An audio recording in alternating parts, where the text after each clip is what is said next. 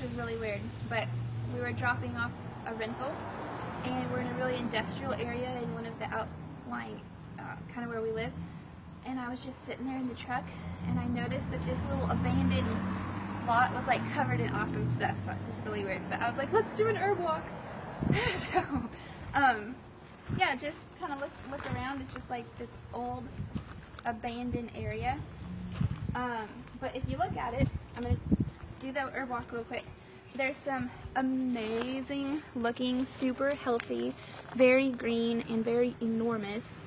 I mean, look at this size of this red clover leaf. This is big. This is very big, but this is all red clover. There's a lot of amazing looking, very large, again, chickweed. We've got some dead nettle. This is dead nettle. This is about to go because this is the first thing to come out, and so it'll be leaving us pretty soon. There's some amazing looking yellow docks, and Rumex crispus, this is called. The docks are Rumex and crispus because it has these wavy edges, kind of like the edges of a pie or something. If you come over here, we've got some fleabane. This is going to be fleabane. It'll get some large little stalks on it, maybe about a foot high. Over here. So you can just see this is covered in red clover, and this will be blooming in about a month or so. We've got some awesome looking cleavers. I mean, look how big these are. Cleavers, this is why they're called cleavers. They cleave to you. And these are the best herbal lymphatic cleanse known. I use these every year, make tinctures out of them. You can also juice them fresh, but tincture of the fresh plant material is kind of the way to go on these. Here under this little contraption that I don't even know what it is some wild lettuce. This will also get very big. It has a white latex sap in it. Actually, this one looks kind of yellowish or cream color, but this is in the Lactuca family. There's two wild lettuces predominantly here. The Florida wild lettuce, there's Lactuca virosa and Lactuca, what is that other one? Actually, there's three, but Lactuca virosa is the most predominant one here in Tennessee. There's some wild carrot back here. If you pick it and you smell it, it smells like a carrot. All right, some beautiful dandelions, which also are a medicinal, like I said, we're in a industrial area here.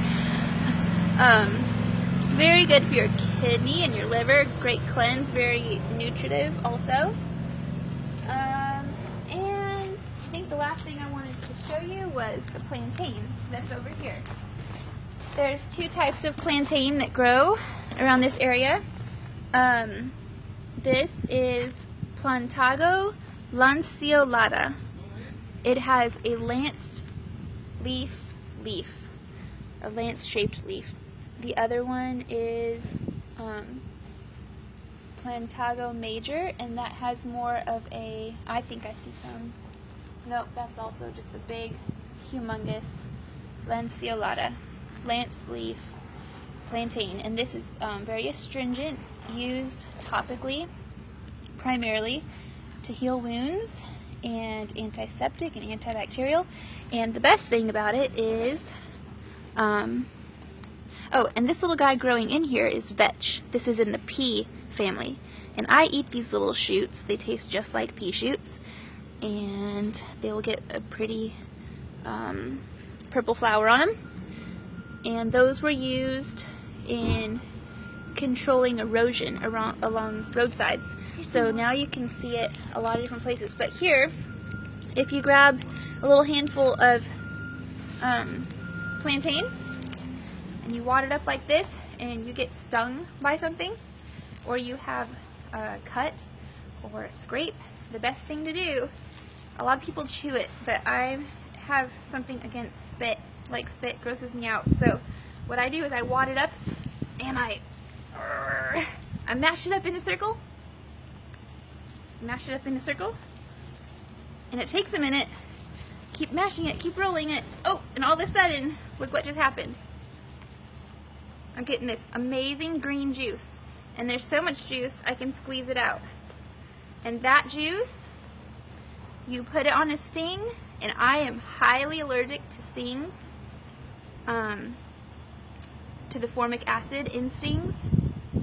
And it's the same that is in stinging nettle, same venom.